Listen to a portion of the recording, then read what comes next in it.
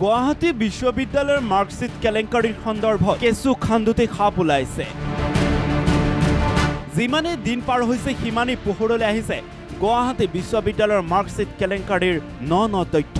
কেনেকৈ ধনৰ বিনিময়ত বৃদ্ধি কৰাই পৰীক্ষাৰ নম্বৰ,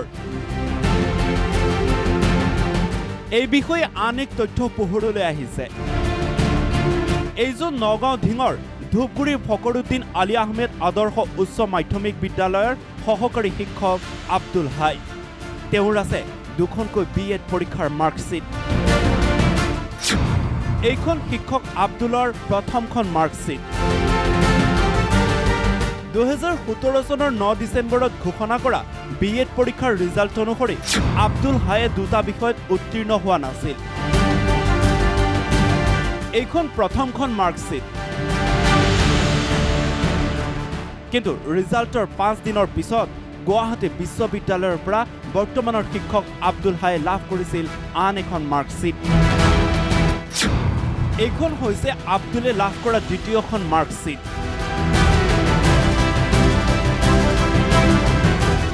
য'ত দুয়োটা বিষয়ত উত্তীৰ্ণ হোৱা দেখুৱাইছে। আপোনাৰ 2017 চনত আমাৰ এজন ব্যক্তিয়ে যোনজন ব্যক্তিয়ে নেকি বৰ্তমান আপোনাৰ দুপগুৰি ফকৰুদ্দিন আলী আহমেদ হাইস্কুলৰ সহকাৰী শিক্ষক আব্দুল হাই বুলি কয় তেখেতৰ নাম। তেখেতৰ নামত আপোনাৰ প্ৰথম পৰীক্ষাত তেখেতে ফেইল কৰিছে। লগে লগে এসপ্তাহৰ ভিতৰত সেই একে তাৰিখতেই আৰু এখন চাৰ্টিফিকেট আমাৰ দৃষ্টিগোচৰ হৈছে, আমাৰ হাতত আহি পৰিছে। তেখেতে এই ভুৱা চাৰ্টিফিকেট পাই বৰ্তমান সহকাৰী অধ্যাপক হিচাপে আপোনাৰ দুপগুৰি ফকৰুদ্দিন আলী আহমেদ হাইস্কুলত চাকৰি কৰি আছে। অভিযোগ অনুসৰি ধনেৰে নম্বৰ বহাই এতিয়া চৰ্চাত এইজন বৰ্তমানৰ সহকাৰী শিক্ষক আব্দুল হাই। উল্লেখ্য যে নগাঁও শিক্ষণ মহাবিদ্যালয়ৰ পৰা 2017 চনত BEd পৰীক্ষাত অৱতীৰ্ণ হৈছিল হায়ে। আনহাতে গুৱাহাটী বিশ্ববিদ্যালয়ৰ মাৰ্কশ্বিট কেলেংকাৰীৰ সৈতে জড়িত 8জনক গ্ৰেপ্তাৰ কৰিছে আৰক্ষীয়ে।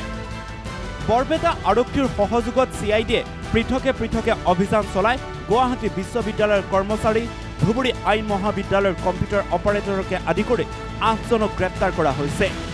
এতিয়া প্ৰশ্ন হয়, কৰ্তৃপক্ষৰ দুৰ্বলতা, দায়িত্বহীনতা, দালালেৰে মিতিৰালি নে ধনৰ বৃহৎ কলা বজাৰ, কি বুলি ক'ব আপুনি?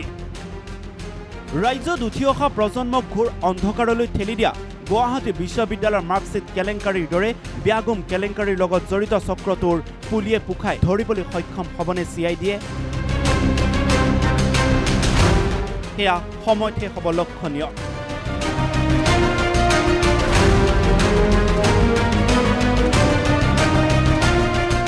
News desk report, the news plus.